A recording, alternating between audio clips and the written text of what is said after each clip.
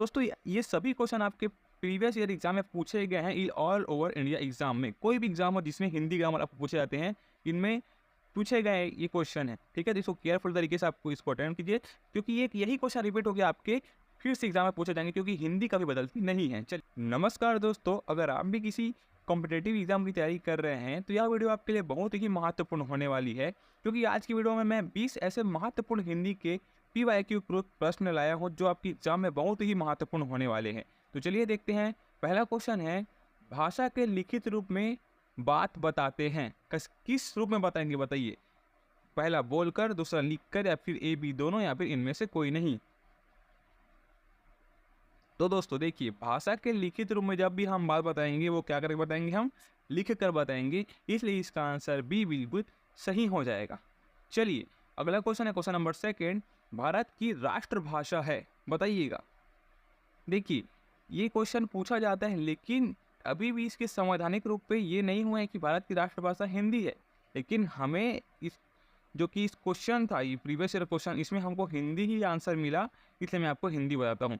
हालांकि वर्तमान में हिंदी जो कि भारत की राज्य भाषा है, ठीक है, राष्ट्रभाषा हिंदी की कोई नहीं है, लेकिन क्वेश्चन अगर पेपर में पूछ दिया जाता है आपको, तो हिंदी आपको यहाँ पास ले लेनी है। ठीक है, चलिए, क्वेश्चन नंबर थर्ड, व्याकरण भाषा के बताता है, क्या बताता है, नियम बताता है, काम बताता है, या फिर A B दोनों, नियम और काम दोनों बताता है, या फिर इनमें से कोई नहीं। तो देखिएगा दोस्तों, व्याकरण जो की है वो भाषा के क्या बताता है, नियम बताता है, इसलिए इसका आंसर नंबर A बिल्कुल सही हो जाएगा। चलिए, क्वेश्चन नंबर 4, पुष्प कौन सा शब्द है, बताइएगा। कौन सा शब्द है, तत्सम शब्द है, तद्भव शब्द है, देशज शब्द है, या फिर विदेशज शब्द है। तो दोस्तों ये सभी क्वेश्चन आपके प्रीवियस ईयर एग्जाम में पूछे गए हैं ऑल ओवर इंडिया एग्जाम में। कोई भी एग्जाम हो जिसमें हिंदी ग्रामर आपको पूछे जाते हैं, इनमें पूछे गए ये क्वेश्चन है। ठीक है, तो इसको केयरफुल तरीके से आपको इसको अटेंड कीजिए, क्योंकि ये यही क्वेश्चन रिपीट हो गया आपके फिर से एग्जाम में पूछे जाएंगे, क्योंकि हिंदी कभी बदलती नहीं है। चलिए बताइए, पुष्प कौन सा शब्द है। तो दोस्तों इसका आंसर हो जाएगा आपका आंसर नंबर A, तत्सम शब्द। पुष्प कौन सा शब्द है, एक तत्सम शब्द है, तो आंसर नंबर A इसका राइट आंसर हो जाएगा। चलिए, क्वेश्चन नंबर 5 है, उ और उ के उच्चारण स्थान हैं, बताइएगा दोस्तों। ऑप्शन नंबर A दंत, ऑप्शन नंबर B कंठ, ऑप्शन नंबर C ओष्ठ, और ऑप्शन नंबर D होठ, बताइएगा। तो इसका आंसर हो जाएगा आपका आंसर नंबर D होठ। होठों से हम क्या करते हैं, उ और उ को उच्चारण करते हैं, इसलिए इसका आंसर D बिल्कुल सही हो जाएगा। चलिए, अगला क्वेश्चन है क्वेश्चन नंबर 6, ए ओ और औ कौन सा स्वर है, बताइए। ह्रस्व स्वर है, दीर्घ स्वर है, संयुक्त स्वर है, या फिर इनमें से कोई नहीं। तो दोस्तों इसका आंसर हो जाएगा आपका आंसर नंबर C, संयुक्त स्वर। ए ओ कौन सा स्वर है, ये संयुक्त स्वर है, इसलिए इसका आंसर C बिल्कुल सही हो जाएगा। चलिए, क्वेश्चन नंबर 7 क्या कहता है, मात्राएं कितने प्रकार के होते हैं, बताइएगा। मात्राएं कितने प्रकार के होते हैं, 2 प्रकार के, 3 प्रकार के, 5 प्रकार के, या फिर 7 प्रकार के।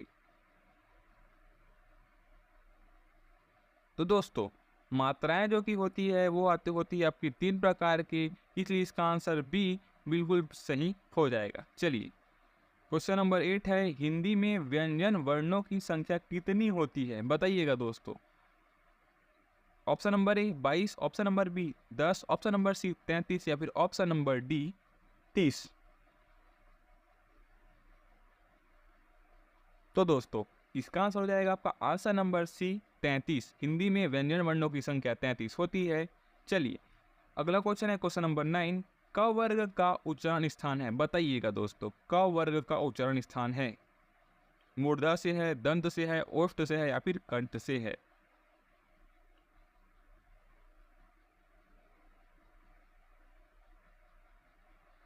तो दोस्तों इसका आंसर हो जाएगा आपका आंसर नंबर D, कंठ। कंठ से जो कि क ख ग घ ड़ ये निकलता है, तो इसका आंसर D बिल्कुल सही हो जाएगा। चलिए, क्वेश्चन नंबर 10 है, प वर्ग का उच्चारण स्थान है, बताइएगा। प वर्ग का उच्चारण स्थान कौन सा है, दंत है, कंठ है, ओष्ठ है, या फिर मूर्धा है। तो दोस्तों इसका आंसर हो जाएगा आपका आंसर नंबर C, ओष्ठ।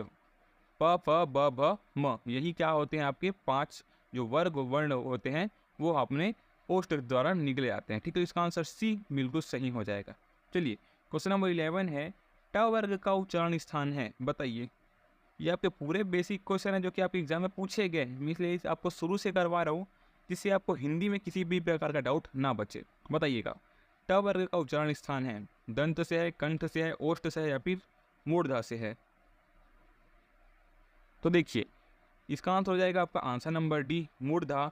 ट ठ ड ढ न, ये आपकी क्या किसके द्वारा निकलते हैं, मूर्धाक द्वारा, तो इसलिए इसका आंसर डी बिल्कुल सही हो जाएगा। ठीक है, इसको हम मूर्धन्य भी बोलते हैं। ठीक है दोस्तों, चलिए क्वेश्चन नंबर 12 है, च वर्ग का उच्चारण स्थान है। ऑप्शन नंबर ए तालु, ऑप्शन नंबर बी ओष्ठ, ऑप्शन नंबर सी कंठ या फिर इनमें से कोई नहीं।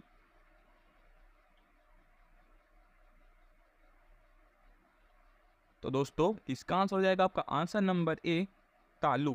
ठीक है, च वर्ग के अंतर्गत कौन से कहाँ से होता है, ये तालु से होता है। कौन कौन से, च छ ज झ ण। ठीक है, तो आंसर नंबर ए इसका राइट आंसर हो जाएगा। चलिए क्वेश्चन नंबर 13 है, प फ ब भ म का उच्चारण स्थान है, बताइएगा।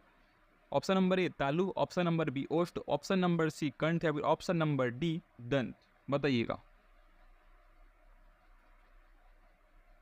तो दोस्तों इसका आंसर हो जाएगा आपका आंसर नंबर बी ओष्ठ, प फ ब भ जो कि ओष्ठ का उच्चारण स्थान है, तो आंसर नंबर बी इसका राइट आंसर हो जाएगा। चलिए क्वेश्चन नंबर 14, अंतःस्थन व्यंजन कितने प्रकार के होते हैं। इससे पहले अगर आपने मेरी वीडियो देखी होगी तो मैंने आपको इससे पहले पूरा क्लियर किया हुआ है कि ये क्या कितने प्रकार के होते हैं।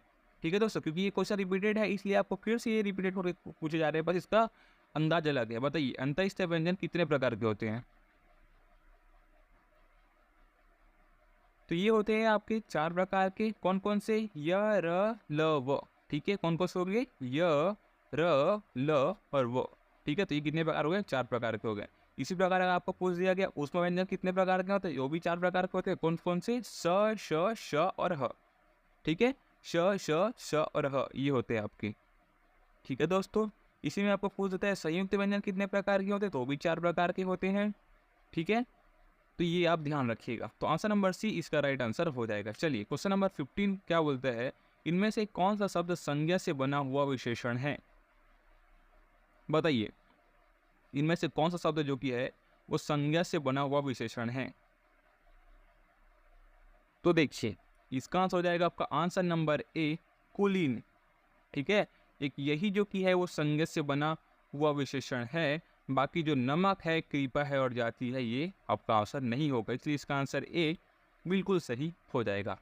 चलिए क्वेश्चन नंबर 16 है, इनमें से कौन सा शब्द संज्ञा से बना हुआ विशेषण है, बताइएगा दोस्तों। इनमें से कौन सा शब्द संज्ञा से बना हुआ विशेषण है।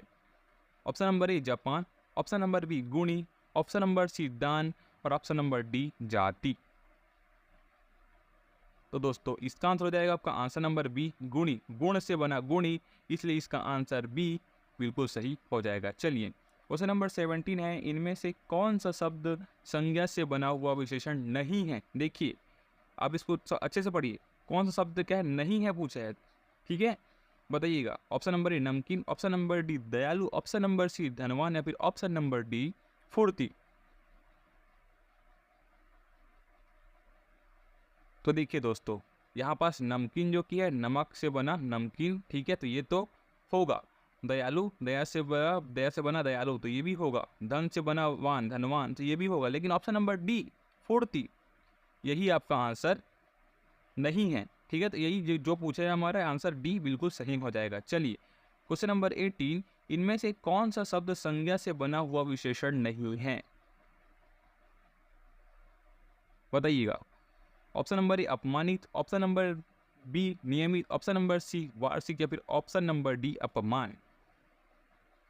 तो आप इसको इजी गेस कर सकते हो। जैसे देखो अपमान से बना अपमानित, नियम से बना नियमित और सी जो कि वार्षिक, वर्ष से बना वार्षिक। ठीक है, अपमान जो कि है देखिए अगर अपमानित होता तो ये भी ऑप्शन सही रहता, लेकिन अपमान तो ये क्या हो जाएगा आपका विशेषण नहीं हो जाएगा, है ना, संज्ञा से बना विशेषण नहीं है, तो इसलिए इसका आंसर डी बिल्कुल सही हो जाएगा। चलिए क्वेश्चन नंबर 19, इनमें से कौन सा शब्द संज्ञा से बना हुआ विशेषण है। देखिए अब क्या पूछा है, विशेषण है पूछा है, बना हुआ विशेषण है, बताइएगा। ऑप्शन नंबर ए इच्छुक, ऑप्शन नंबर बी प्यास, ऑप्शन नंबर सी पशु, या फिर ऑप्शन नंबर डी संतोष।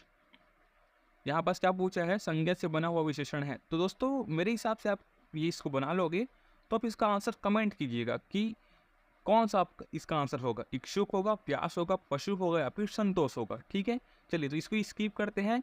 आज का लास्ट क्वेश्चन चलते हैं, क्वेश्चन नंबर 20। इनमें से कौन सा शब्द सर्वनाम से बना हुआ विशेषण है? देखिए सर्वनाम से बना हुआ विशेषण कौन सा है? ऑप्शन नंबर ए मैं, ऑप्शन नंबर बी वह, ऑप्शन नंबर सी कोई, या फिर ऑप्शन नंबर डी तेरा। तो देखिए हमें क्या बोला गया, सर्वनाम से बना हुआ विशेषण। ठीक है, तो दोस्तों इसका आंसर हो जाएगा आपका आंसर नंबर डी तेरा। ठीक है, इसका क्या हो जाएगा, आंसर नंबर डी तेरा बिल्कुल सही हो जाएगा। तो चलिए दोस्तों आज के लिए बस इतना ही, मैं मिलता हूँ आपको इसकी नेक्स्ट वीडियो पे, तब तक के लिए जय हिंद जय भारत।